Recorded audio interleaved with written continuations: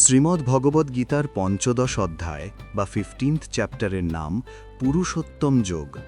এটি গীতার অন্যতম সংক্ষিপ্ত অধ্যায়, মাত্র 20টি শ্লোক, কিন্তু দার্শনিক গুরুত্বের দিক থেকে এটি অত্যন্ত প্রভাবশালী। অনেক পণ্ডিত একে গীতার সার বা নির্যাস বলে অভিহিত করেন।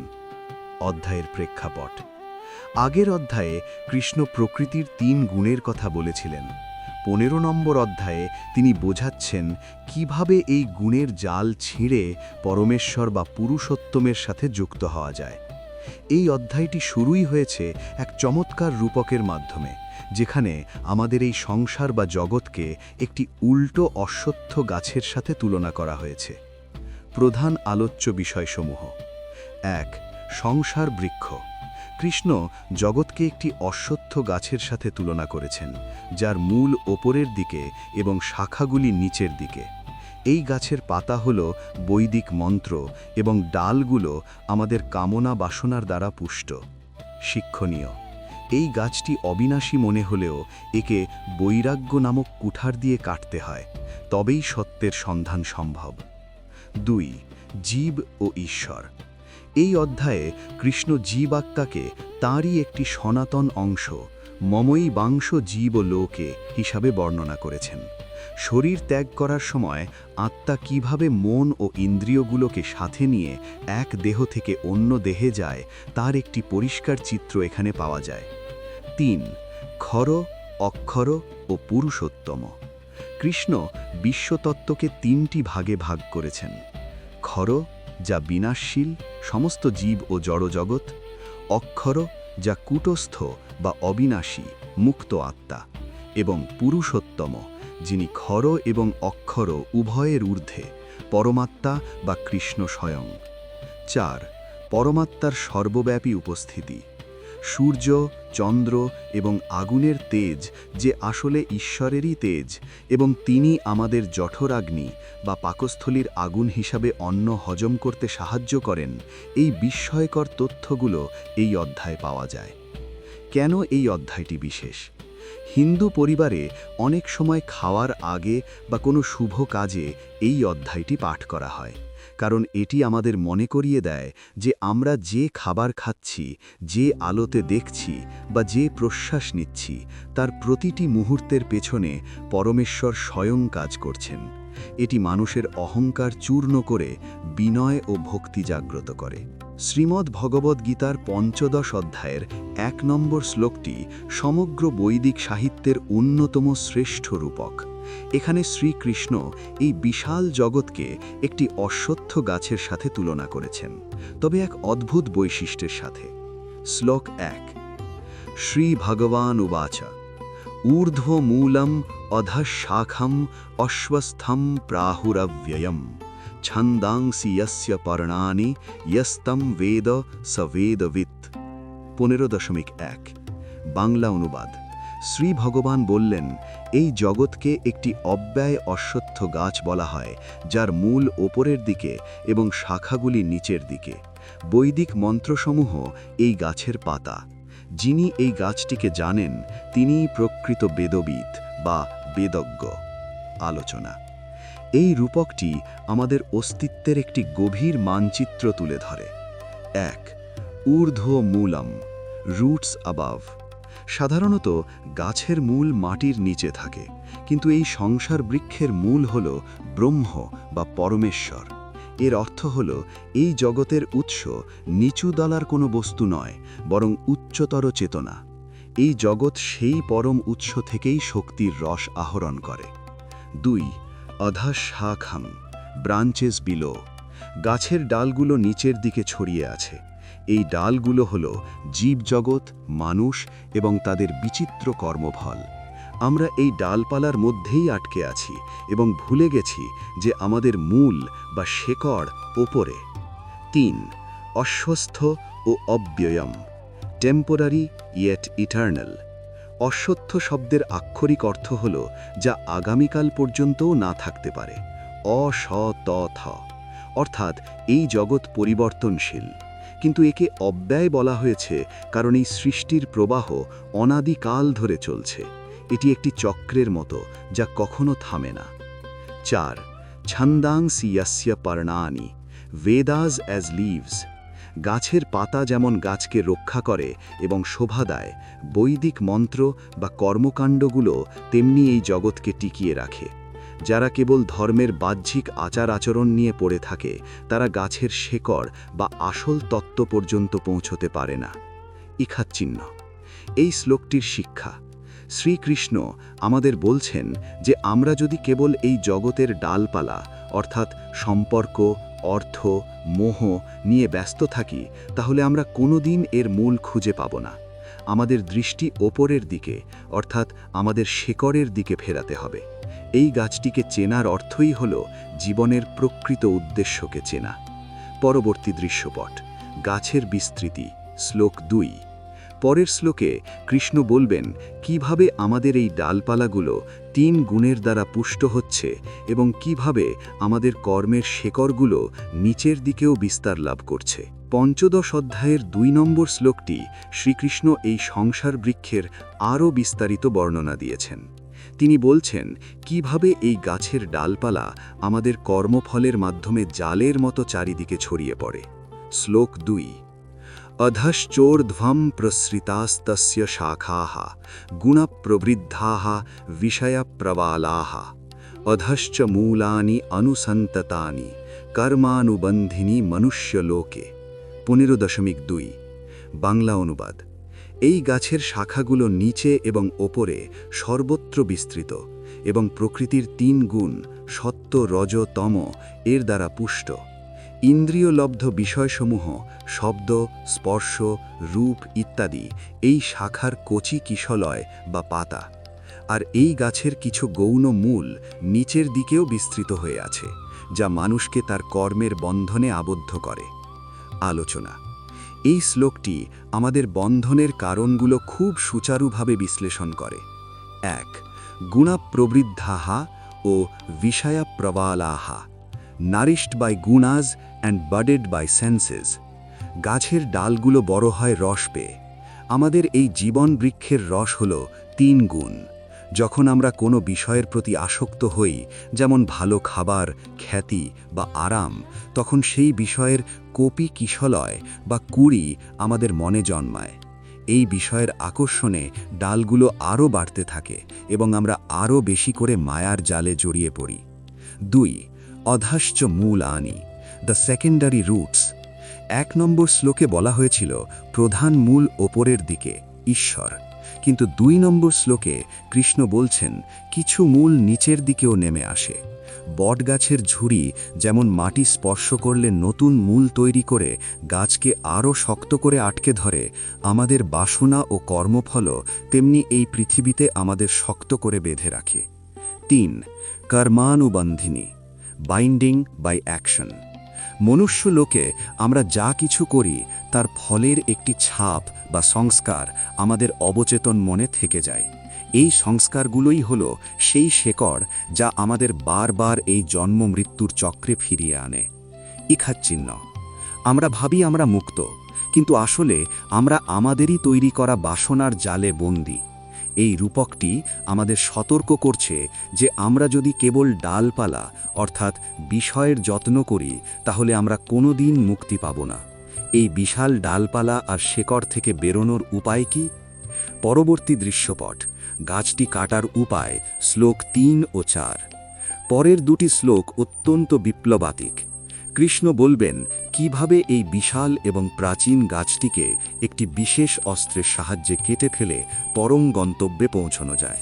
15 অধ্যায়ের 3 এবং 4 নম্বর শ্লোক দুটিকে অত্যন্ত শক্তিশালী বলে মনে করা হয়, কারণ এখানে শ্রীকৃষ্ণ কেবল সমস্যার অর্থাৎ সংসার বৃক্ষের কথা বলেই ক্ষান্ত হননি, বরং সেই মায়ার গাছটিকে গোড়া থেকে কেটে ফেলার উপায় এবং অস্ত্রের কথা বলেছেন। শ্লোক 3 ও 4।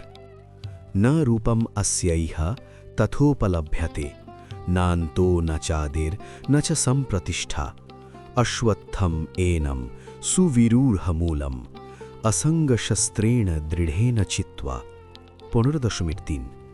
ততঃ পদম তৎপরিমার্গিতভ্যম यस्मिन् गताः न निवर्तन्ते भूयः तमेव चाद्यं पुरुषं प्रपद्ये यतः प्रवृत्तिः প্রসৃতা পুরাণী।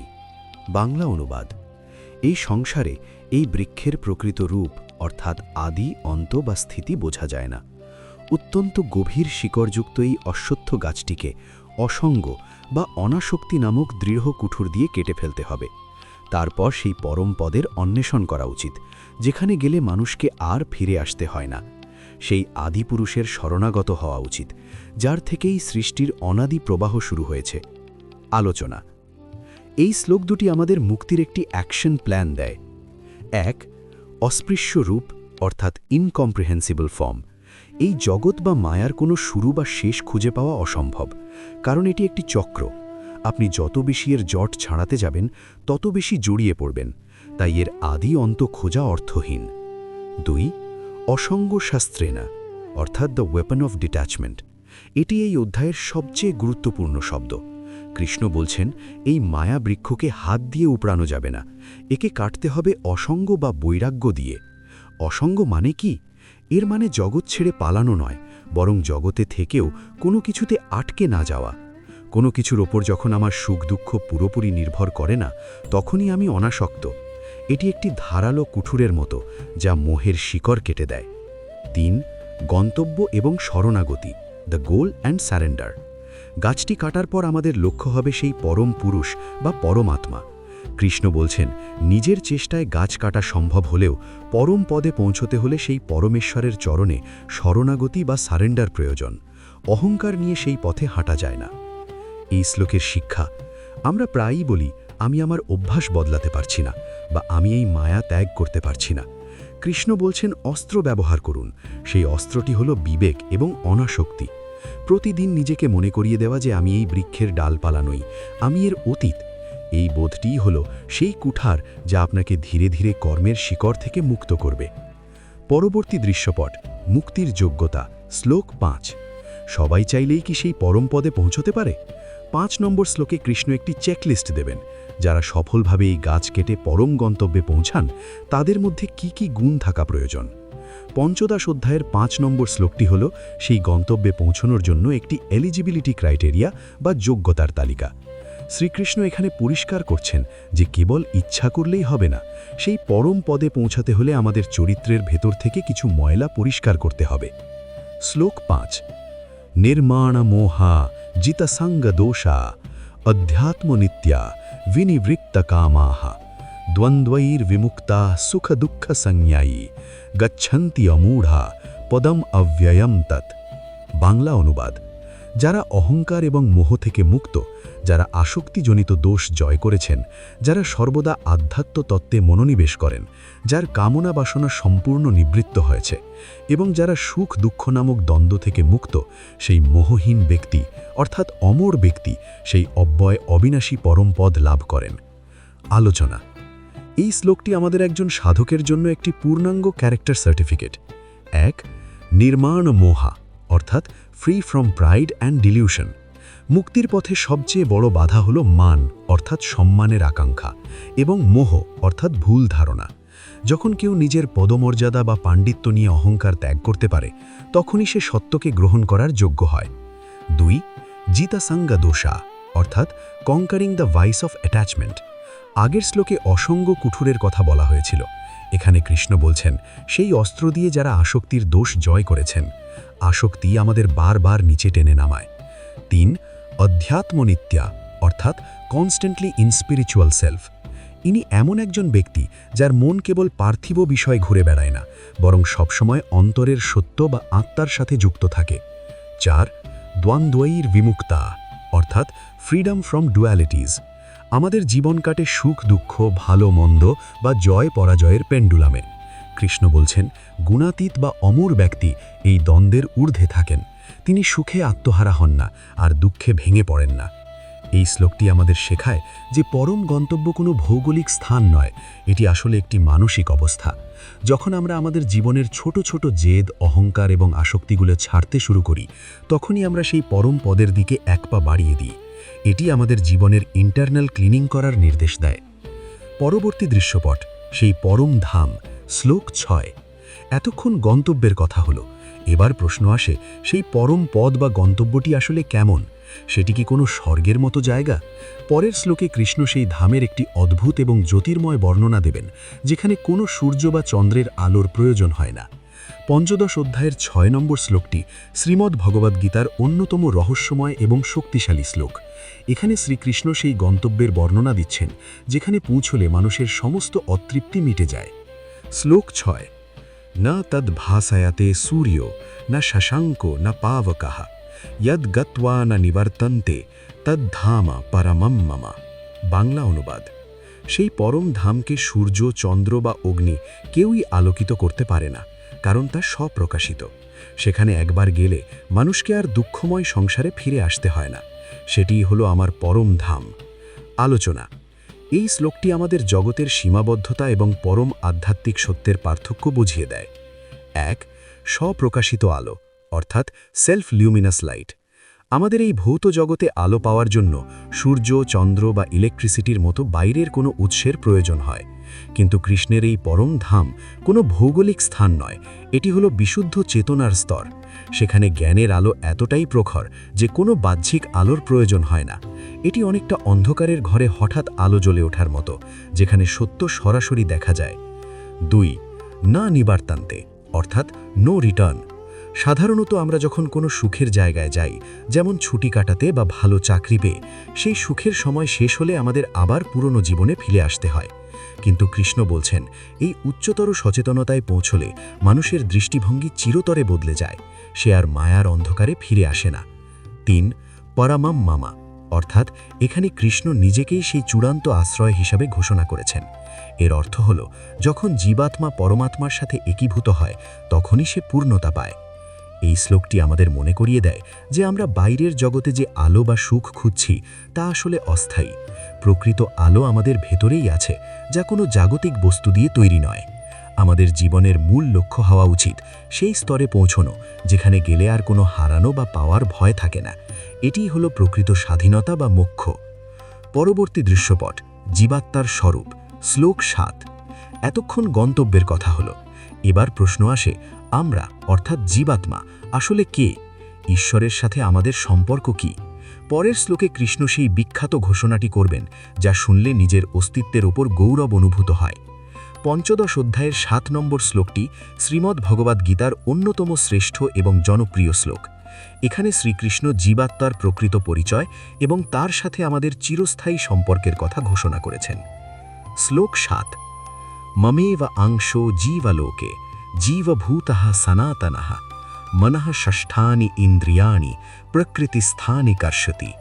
বাংলা অনুবাদ: এই জীবলোকে জীবাত্মা আমারই সনাতন অংশ, কিন্তু সে প্রকৃতির বশবর্তী হয়ে মন এবং অন্য 5টি ইন্দ্রিয়কে নিয়ে সংসার মায়ায় লড়াই বা টানাটানি করছে। আলোচনা: এই শ্লোকটি আমাদের অস্তিত্ব সম্পর্কে 3টি গভীর সত্য প্রকাশ করে। 1. মমে বা আংশ, অর্থাৎ part and parcel of God. Shri Krishna বলছেন, আমরা কেউ তুচ্ছ নই। প্রতিটি জীব, সে মানুষ হোক বা পশু, পরমাত্মারই এক একটি অংশ। যেমন সমুদ্রের একটু ফোঁটা জলও নোনা এবং তাতে সমুদ্রের সমস্ত গুণ বিদ্যমান, তেমনি আমাদের ভেতরেও ঈশ্বরের দিব্য গুণাবলী সুপ্ত অবস্থায় আছে। আমরা সনাতন, অর্থাৎ আমাদের বিনাশ নেই। 2. মনঃ ষষ্ঠানি ইন্দ্রিয়াণি। আমাদের আসল পরিচয় দিব্য অংশ হলেও আমরা বর্তমানে নিজেদের শরীর এবং মনের সাথে গুলিয়ে ফেলেছি। মন হল ষষ্ঠ ইন্দ্রিয়। এই 6টি জিনিসের মাধ্যমেই আমরা জগৎকে অনুভব করি এবং এদের মাধ্যমেই আমরা সুখ দুঃখের জালে জড়িয়ে পড়ি। 3. কর্ষতি, অর্থাৎ দ্য স্ট্রাগল। কর্ষতি শব্দের অর্থ হল আকর্ষণ করা বা কঠোর সংগ্রাম করা। আত্মা যখন নিজেকে শরীর মনে করে, তখন সে ইন্দ্রিয়গুলির তৃপ্তির জন্য প্রকৃতির সাথে নিরন্তর লড়াই করে। এই লড়াইটিই হলো আমাদের সংসার। আমরা আমাদের আসল উৎস অর্থাৎ পরমাত্মা থেকে বিচ্ছিন্ন হয়ে পড়ার কারণেই এই ক্লান্তিহীন সংগ্রাম করছি। এই শ্লোকটি আমাদের আত্মমর্যাদা ফিরিয়ে দেয়। যখন আমরা হতাশ হই বা নিজেদের একাকী মনে করি, তখন এই শ্লোকটি আমাদের মনে করিয়ে দেয় যে আমরা ঈশ্বরেরই অংশ। আমাদের দুঃখের কারণ হলো আমরা আমাদের উৎসকে ভুলে গিয়ে মন এবং ইন্দ্রিয়কে নিয়ে মেতে আছি। শান্তি পেতে হলে আমাদের আবার সেই অংশীর দিকে ফিরে তাকাতে হবে। পরবর্তী দৃশ্যপট: আত্মার দেহান্তর। শ্লোক 8 এবং 9। পরের শ্লোকে কৃষ্ণ একটি অসাধারণ রূপক দেবেন।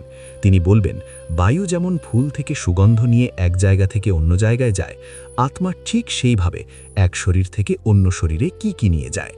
পঞ্চদশ অধ্যায়ের 8 এবং 9 নম্বর শ্লোক দুটি মৃত্যুর রহস্য এবং আত্মার দেহান্তর প্রক্রিয়াকে অত্যন্ত বৈজ্ঞানিক ও কাব্যিক ঢঙে ব্যাখ্যা করে। শ্রীকৃষ্ণ এখানে বলছেন যে মৃত্যুর সময় আত্মা কেবল একা যায় না, সে সাথে করে কিছু মূল্যবান জিনিস নিয়ে যায়। শ্লোক 8, শরীরম যদবাপ্নোতি যচ্চাপ্যুৎক্রামতীশ্বরঃ গৃহীত্বৈতানি সংয়াতি বায়ুঃ গন্ধানি বাশয়াৎ। বাংলা অনুবাদ: বায়ু যেমন ফুলের আধার থেকে সুগন্ধ নিয়ে অন্য স্থানে গমন করে, তেমনি এই দেহের অধিপতি জীবাত্মা যখন এক শরীর ত্যাগ করে অন্য শরীর ধারণ করে, তখন সে মন ও ইন্দ্রিয়সমূহকে সাথে করে নিয়ে যায়। শ্লোক 9, শ্রোত্রম চক্ষুরু স্পর্শনম চ রসনম ঘ্রাণমেব চ অধিষ্ঠায় মনশ্চায়ম বিষয়ানুপসেবতে। বাংলা অনুবাদ: সেই জীবাত্মা কান, চোখ, ত্বক, জিহ্বা ও নাসিকা এই 5টি ইন্দ্রিয় এবং মনকে আশ্রয় করে শব্দ, রূপ, রস ও গন্ধ আদি বিষয়সমূহ উপভোগ করে। দুটি শ্লোকের বিশ্লেষণ বা আলোচনা। এই শ্লোক দুটি মৃত্যুর পর আমাদের কি হয় তার একটি ডেটা ট্রান্সফার মডেল দেয়। 1. বায়ু ও সুগন্ধের রূপক। ফুল শুকিয়ে গেলেও বায়ু তার সুগন্ধ বহন করে নিয়ে যায়, তেমনি আমাদের স্থূল শরীর অর্থাৎ হাড় মাংসের দেহ পুড়ে ছাই হয়ে গেলেও আমাদের সূক্ষ্ম শরীর যেমন মন, বুদ্ধি, অহংকার এবং সংস্কার আত্মার সাথে রয়ে যায়।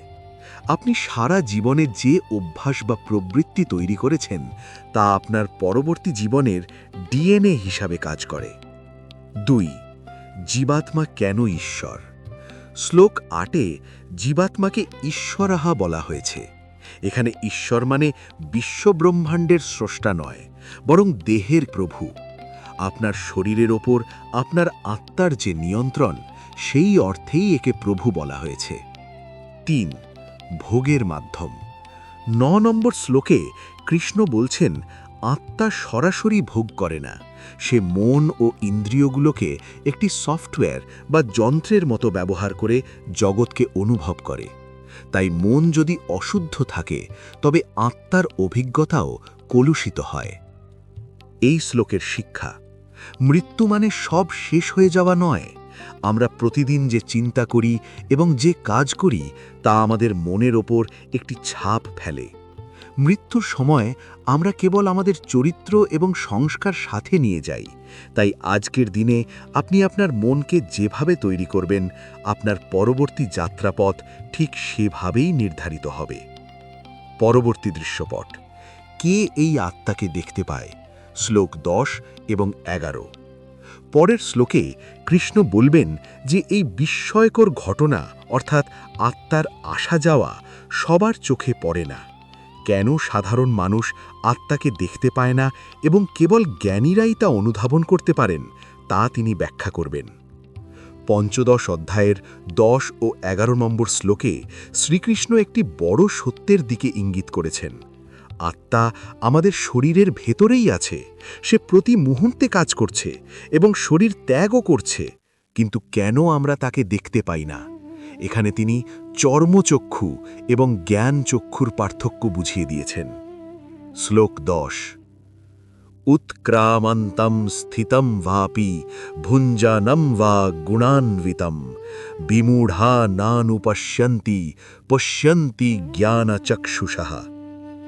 বাংলা অনুবাদ: বিমূঢ় ব্যক্তিরা অর্থাৎ অজ্ঞানীরা শরীর ত্যাগ করার সময়, শরীরে অবস্থান করার সময় অথবা প্রকৃতির গুণের দ্বারা প্রভাবিত হয়ে বিষয় ভোগ করার সময়ও আত্মাকে দেখতে পায় না। কেবল যাদের জ্ঞান চক্ষু আছে তারাই আত্মাকে দেখতে পান। শ্লোক 11, यतन्तो योगिनश्चैनं पश्यन्त्यात्मन्यवस्थितं यतन्तोऽप्यकृतात्मानो नैनं पश्यन्ति अचेतसः। অনুবাদ: যত্নশীল যোগীগণ নিজেদের হৃদয়ে অবস্থিত এই আত্মাকে দেখতে পান, কিন্তু যাদের মন শুদ্ধ নয় এবং যারা আত্মতত্ত্ব সম্পর্কে অসচেতন, তারা চেষ্টা করলেও তাকে দেখতে পান না। আলোচনা বা বিশ্লেষণ: এই দুটি শ্লোক একটি অত্যন্ত গুরুত্বপূর্ণ দার্শনিক সত্য উন্মোচন করে। ১. চোখের দেখা বনাম বোধের দেখা। আমাদের চোখ কেবল স্থূল বস্তু দেখতে পায়, কিন্তু আত্মা অত্যন্ত সূক্ষ্ম। কৃষ্ণ বলছেন, আত্মা যখন শরীর ত্যাগ করে বা শরীরের ভেতরে থেকে কাজ করে, তখন অজ্ঞানীরা মনে করে হাড় মাংসের দেহই সব। কিন্তু জ্ঞান চক্ষু অর্থাৎ উইজডম আই সম্পন্ন ব্যক্তিরা বুঝতে পারেন যে পর্দার আড়ালে একজন পরিচালক বসে আছেন, অর্থাৎ আত্মা বসে আছেন। ২. অকৃতাত্মানাহা, দ্য আনপ্রিপেয়ার্ড মাইন্ড। ১১ নম্বর শ্লোকে কৃষ্ণ একটি সতর্ক বার্তা দিয়েছেন। অনেকে বই পড়ে বা তত্ত্ব আলোচনা করে আত্মাকে চিনতে চায়, কিন্তু কৃষ্ণ বলছেন, যতক্ষণ না পর্যন্ত আপনার চরিত্র শুদ্ধ হচ্ছে এবং মন শান্ত হচ্ছে, ততক্ষণ কেবল পড়াশোনা বা চেষ্টা দিয়ে আত্মাকে অনুভব করা সম্ভব নয়। এটি মনে হচ্ছে ঘোলা জলে নিজের প্রতিফলন দেখার চেষ্টা করার মতো। এই শ্লোকের শিক্ষা: আমরা আমাদের ফোনের সিগন্যাল বা বাতাসের অক্সিজেন চোখে দেখি না, কিন্তু তাদের কাজ অনুভব করি। ঠিক তেমনি আত্মা আমাদের অস্তিত্বের সেই অদৃশ্য সিগন্যাল। একে দেখার জন্য বাইরের আয়না নয়, বরং ধ্যান ও শুদ্ধ আচরণের ভেতরের আয়না প্রয়োজন। যারা কেবল বস্তুবাদী চিন্তা নিয়ে পড়ে থাকে, তারা জীবনের আসল পরিচালককেই মিস করে যায়। পরবর্তী দৃশ্যপট: পরমাত্মার তেজ। শ্লোক ১২। এখন কৃষ্ণ নিজের মহিমার দিকে ফিরে যাচ্ছেন। তিনি বলবেন যে সূর্য, চন্দ্র এবং অগ্নির যে তেজ আমরা দেখি, তা আসলে কোথা থেকে আসে। প্রকৃতির সমস্ত শক্তির উৎস যে তিনি নিজে, তা তিনি পরবর্তী শ্লোকগুলিতে স্পষ্ট করবেন। ৫ম অধ্যায়ের ১২ নম্বর শ্লোকে শ্রীকৃষ্ণ নিজের ঐশ্বর্যিক বিভূতির কথা বলছেন। এতক্ষণ তিনি আমাদের শরীরের ভেতরের আত্মা নিয়ে কথা বলছিলেন। এবার তিনি দেখাচ্ছেন যে বাইরের জগতের সমস্ত শক্তির উৎসও তিনি নিজে। শ্লোক ১২। यदादित्यगतं तेजः जगद्भासयतेऽखिलं यच्चन्द्रमसि यच्चाग्नौ तत्तेजो विद्धि मामकम्। বাংলা অনুবাদ: সূর্যের যে তেজ সমগ্র জগৎকে আলোকিত করে, চন্দ্রের মধ্যে যে জ্যোতি এবং অগ্নির মধ্যে যে দাহিকা শক্তি বিদ্যমান, সেই সমস্ত তেজকেই আমার তেজ বলে জানবে। আলোচনা বা বিশ্লেষণ: এই শ্লোকটি আমাদের চারপাশের পরিচিত প্রাকৃতিক শক্তিগুলোকে একটি নতুন আধ্যাত্মিক দৃষ্টিতে দেখতে শেখায়। ১. শক্তির উৎস, সোর্স অফ এনার্জি। বিজ্ঞান আমাদের শেখায় যে সূর্য থেকে আমরা তাপ ও আলো পাই, চন্দ্র থেকে জোয়ার ভাটা এবং উদ্ভিদ জগৎ পুষ্টি পায়। কৃষ্ণ এখানে বলছেন যে এই সমস্ত প্রাকৃতিক শক্তির পেছনে যে র পাওয়ার বা চৈতন্যময় শক্তি কাজ করে, তা তিনি নিজেই। তিনি প্রকৃতিকে কেবল একটি জড় বস্তু হিসাবে দেখেন না, বরং একে তারই বিভূতির বহিঃপ্রকাশ হিসাবে দেখেন। ২. অস্তিত্বের অবিচ্ছেদ্য অংশ। সূর্যের আলো ছাড়া জীবন সম্ভব নয়, আগুনের তাপ ছাড়া খাদ্য বা শিল্প সম্ভব নয়। কৃষ্ণ এটা বুঝিয়ে দিচ্ছেন যে আমরা এক মুহূর্তের জন্য তার থেকে আলাদা নই। আমরা যা কিছু দেখছি বা ব্যবহার করছি, তার মূলে তিনি স্বয়ং উপস্থিত। ৩. রূপক অর্থ। আধ্যাত্মিকভাবে সূর্য হল জ্ঞান, চন্দ্র হল মনের শান্তি বা ভক্তি, আর অগ্নি হল বিচারের তীক্ষ্ণতা। কৃষ্ণ বলছেন, আমাদের মনের ভেতরেও যে মেধা বা প্রতিভা দেখা যায়, তা আসলে তাঁরই করুণা। এই শ্লোকটি আমাদের মধ্যে কৃতজ্ঞতা অর্থাৎ গ্র্যাটিটিউড জাগ্রত করে। আমরা যখন ভোরের সূর্যের দিকে তাকাবো বা রাতের চাঁদের আলো দেখব, তখন যেন আমরা কেবল জড় পদার্থ না দেখি। এই শ্লোকটি আমাদের মনে করিয়ে দেয় যে এই বিশাল মহাবিশ্ব একটি সুশৃঙ্খল শক্তির মাধ্যমে চলছে এবং সেই শক্তির কেন্দ্রবিন্দু হলেন ঈশ্বর। এটি মানুষকে অহংকার মুক্ত হতে সাহায্য করে। পরবর্তী দৃশ্যপট, পৃথিবীর ধারণ ক্ষমতা ও প্রাণ শক্তি, শ্লোক 13 ও 14। পরের দুটি শ্লোকে কৃষ্ণ আরও বিস্ময়কর তথ্য দেবেন। তিনি বলবেন কিভাবে তিনি মাটির ভেতরে প্রবেশ করে পৃথিবীকে ধরে রেখেছেন এবং কিভাবে তিনি আমাদের পেটের ভেতর আগুন হয়ে খাদ্য হজম করাচ্ছেন। আজ তোমরা শোনাসে 15 অধ্যায়ের 13 এবং 14 নম্বর শ্লোকে শ্রীকৃষ্ণ তার শক্তির আরও দুটি গভীর ও ব্যবহারিক বহিঃপ্রকাশের কথা বলেছেন। একটি হল এই গ্রহকে টিকিয়ে রাখা, আর অন্যটি হল আমাদের শরীরের জৈবিক প্রক্রিয়া সম্পন্ন করা। শ্লোক 13, গামাবিশ্য চ ভূতানি ধারয়াম্যহমোজসা পুষ্ণামি চৌষধি সর্বাঃ সোমভূত্বা রসাত্মকঃ। বাংলা অনুবাদ, আমি পৃথিবীতে প্রবেশ করে আমার শক্তির দ্বারা সমস্ত ভূতকে অর্থাৎ প্রাণীকে ধারণ করে আছি এবং রসাত্মক চন্দ্র সোমরূপে সমস্ত ঔষধি বা উদ্ভিদসমূহকে অর্থাৎ শস্যকে পুষ্ট করছি। শ্লোক 14, अहं वैश्वानरो भूत्वा प्राणिनां देहमाश्रितः प्राणपानसमायुक्तः पचामि अन्नं चतुर्विधम्। বাংলা অনুবাদ, আমি সমস্ত প্রাণীর দেহে বৈশ্বানর অর্থাৎ জঠরাগ্নি রূপে অবস্থান করি এবং প্রাণ ও অপান বায়ুর সাথে যুক্ত হয়ে 4 প্রকার অন্ন চব্য, চস্য, লেহ, পেয় হজম করি। আলোচনা, এই দুটি শ্লোক স্রষ্টা ও সৃষ্টির অবিচ্ছেদ্য সম্পর্কের একটি নিখুঁত বৈজ্ঞানিক ও আধ্যাত্মিক ব্যাখ্যা। 1. মহাকর্ষ ও পুষ্টি। 13 নম্বর শ্লোকে কৃষ্ণ বলছেন তিনি পৃথিবীকে ধারণ করে আছেন। বিজ্ঞানের ভাষায় একে আমরা মহাকর্ষ বা গ্র্যানিটি বলতে পারি। আবার তিনি বলছেন সোম বা চন্দ্র রূপে শস্য পুষ্ট করেন। প্রাচীন আয়ুর্বেদ মতে চন্দ্রের আলো উদ্ভিদের রস বা পুষ্টি যোগায়, অর্থাৎ পৃথিবীর ভারসাম্য এবং আমাদের খাদ্যের গুণাগুণ উভয়ই তার শক্তির খেলা। 2. বৈশ্বানর, শরীরের ভেতরের ইঞ্জিন। 14 নম্বর শ্লোকটি অত্যন্ত রহস্যময়। আমরা খাবার খাই, কিন্তু সেই খাবারকে রক্তে বা শক্তিতে রূপান্তরিত করার ক্ষমতা আমাদের হাতে নেই। কৃষ্ণ বলছেন তিনিই সেই জঠরাগ্নি যা পাকস্থলিতে খাবার পোড়ায়।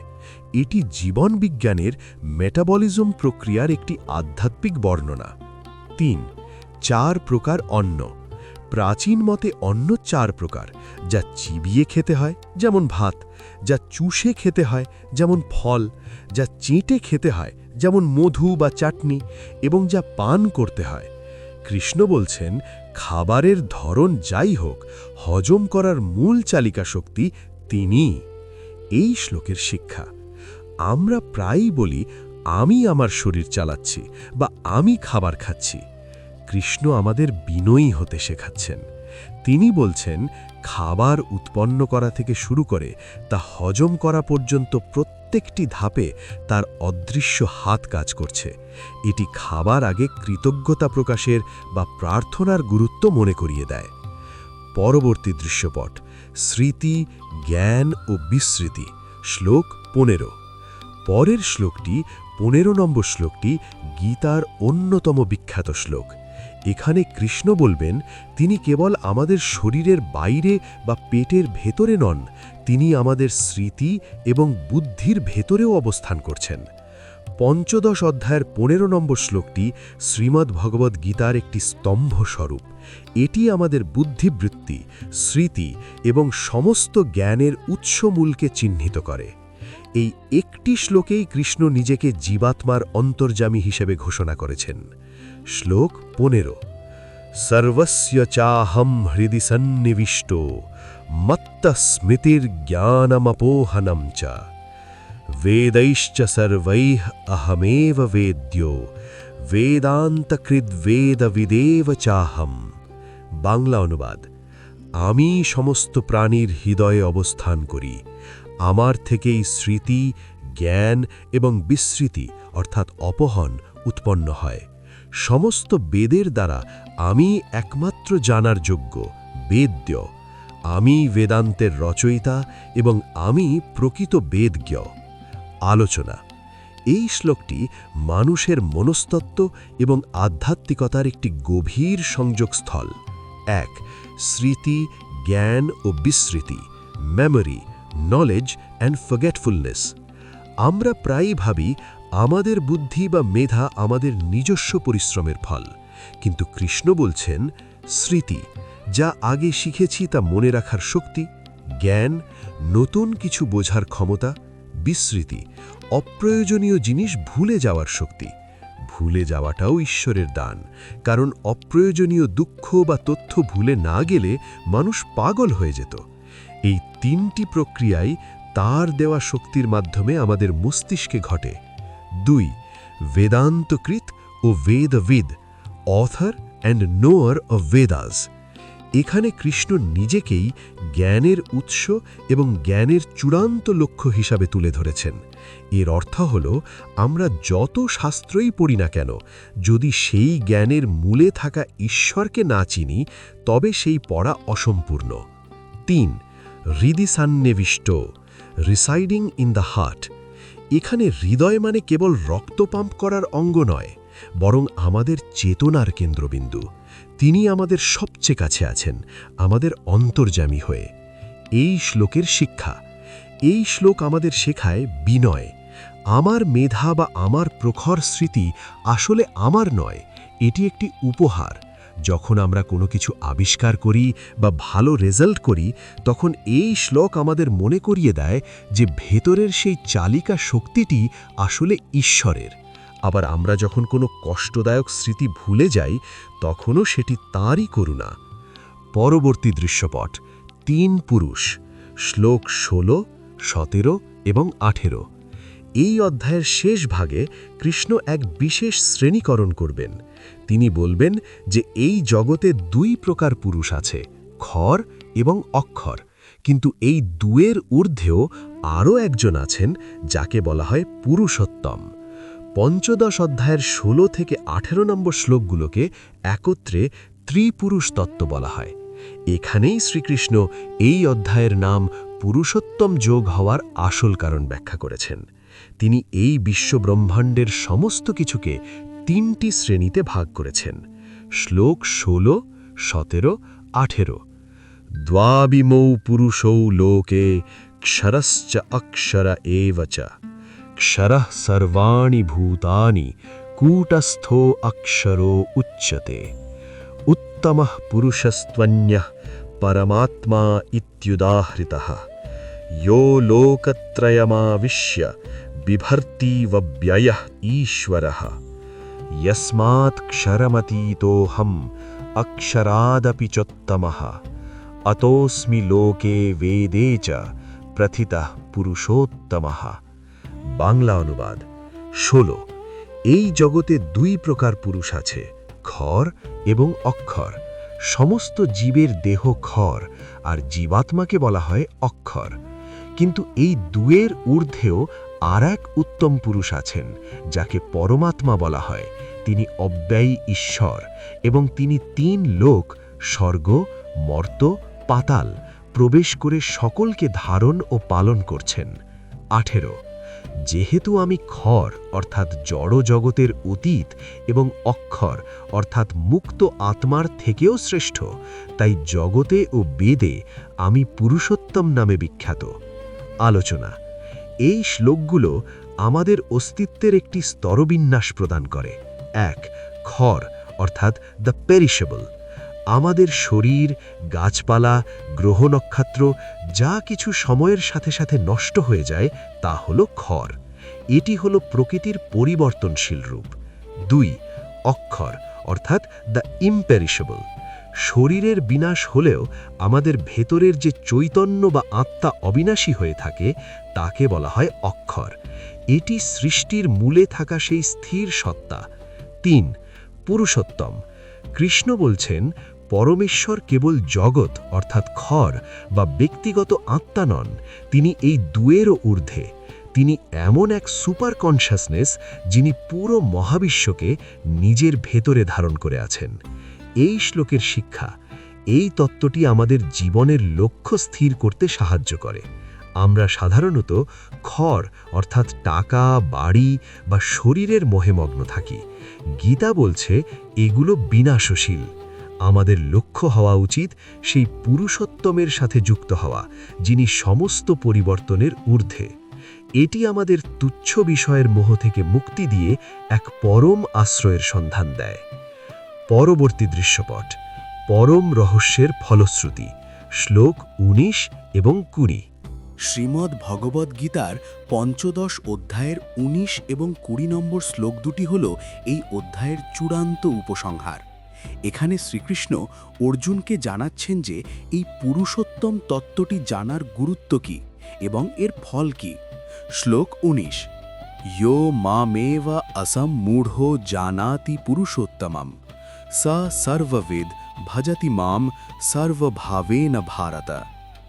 বাংলা অনুবাদ, হে ভারত, যিনি মোহমুক্ত হয়ে আমাকে এইভাবে পুরুষোত্তম বলে জানেন, তিনি প্রকৃত সর্বজ্ঞ, যিনি সব কিছু জানেন। তিনি তার সমস্ত অস্তিত্ব দিয়ে সর্বভাবেনে আমাকেই ভজনা করেন।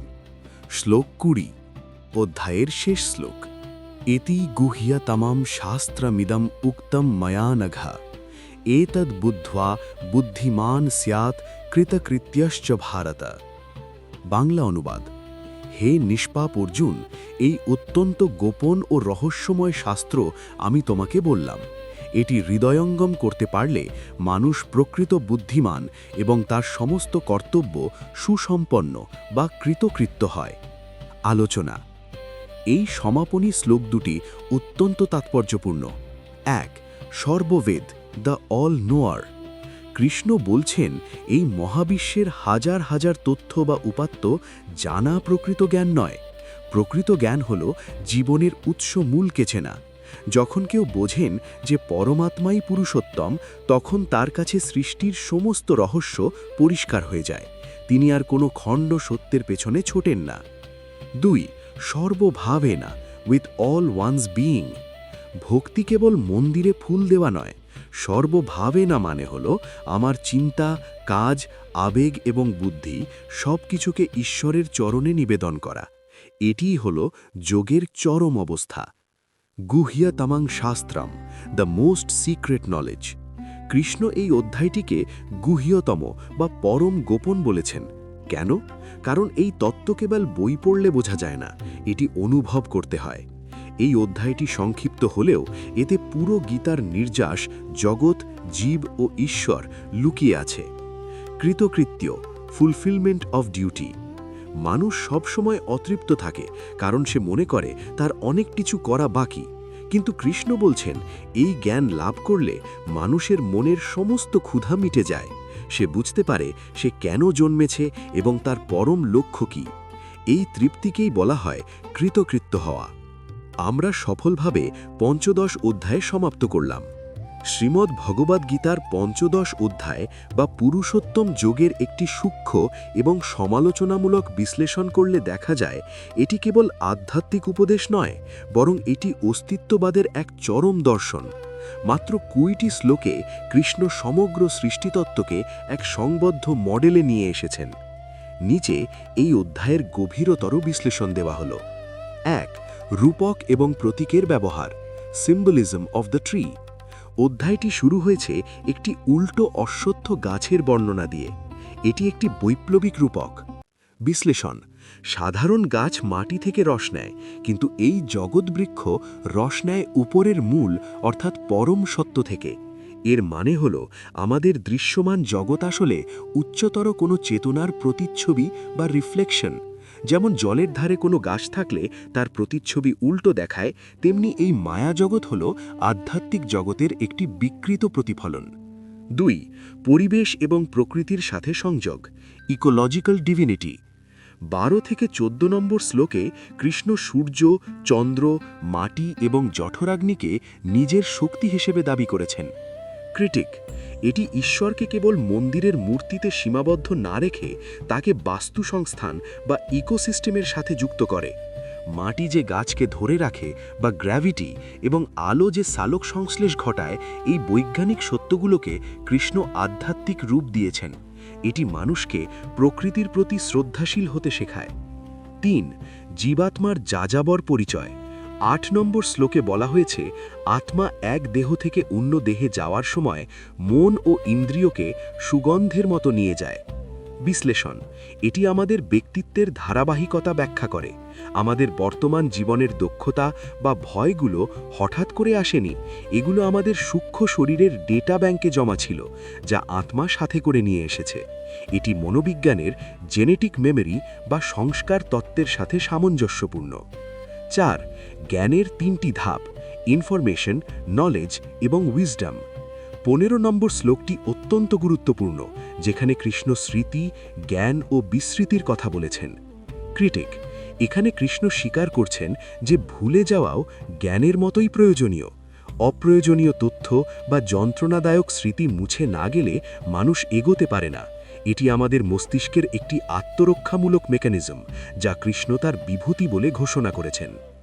5. পুরুষোত্তম, ঈশ্বরত্বের নতুন সংজ্ঞা। 16 থেকে 18 নম্বর শ্লোকে কৃষ্ণ নিজেকে ক্ষর অর্থাৎ জড় এবং অক্ষর অর্থাৎ আত্মা উভয়ের ঊর্ধ্বে স্থাপন করেছেন। বিশ্লেষণ, এটি অদ্বৈতবাদ, যেখানে আত্মা ও ব্রহ্ম এক, এবং দ্বৈতবাদ, যেখানে আত্মা ও ঈশ্বর আলাদা, তার মধ্যে এক অপূর্ব সমন্বয়। তিনি বলছেন, যদিও আত্মা অবিনশ্বর, তবুও পরমাত্মা বা পুরুষোত্তম হলেন সেই সুপার কন্ট্রোলার যিনি অনন্ত কোটি আত্মাকে একসাথে পরিচালনা করছেন। এটি ঈশ্বরকে একটি সক্রিয় ও দায়িত্বশীল সত্তা হিসেবে তুলে ধরে। 6. বৈরাগ্য যখন কুঠার, ডিট্যাচমেন্ট অ্যাজ আ টুল। 3 নম্বর শ্লোকে কৃষ্ণ অসঙ্গ বা অনাসক্তিকে কুঠারের সাথে তুলনা করেছেন। ক্রিটিক, এটি একটি সক্রিয় বৈরাগ্যের কথা বলে। জগৎ ছেড়ে বনে পালানো নয়, বরং বুদ্ধির ধার দিয়ে মোহের শিকড় কেটে ফেলার কথা বলা হয়েছে। এটি অত্যন্ত ব্যবহারিক, কারণ আমরা যতক্ষণ কোনো কিছুর উপর আমাদের মানসিক সুখের জন্য নির্ভরশীল থাকি, ততক্ষণ আমরা সেই গাছের ডালপালায় বন্দী। চূড়ান্ত সারাংশ, 15 অধ্যায় আমাদের শেখায় যে আমরা এই বিশাল মহাবিশ্বের কোনো বিচ্ছিন্ন অংশ নই, বরং আমরা একটি বিরাট বৃক্ষের শাখা। আমাদের উৎস ওপরে এবং আমাদের গন্তব্য সেই মূলে ফিরে যাওয়া। এই অধ্যায়টি মানুষকে জীবনের অর্থহীনতা বা অ্যাবসার্ডিটি থেকে উদ্ধার করে এক পরম সার্থকতা বা কৃতকৃত্য অবস্থার সন্ধান দেয়।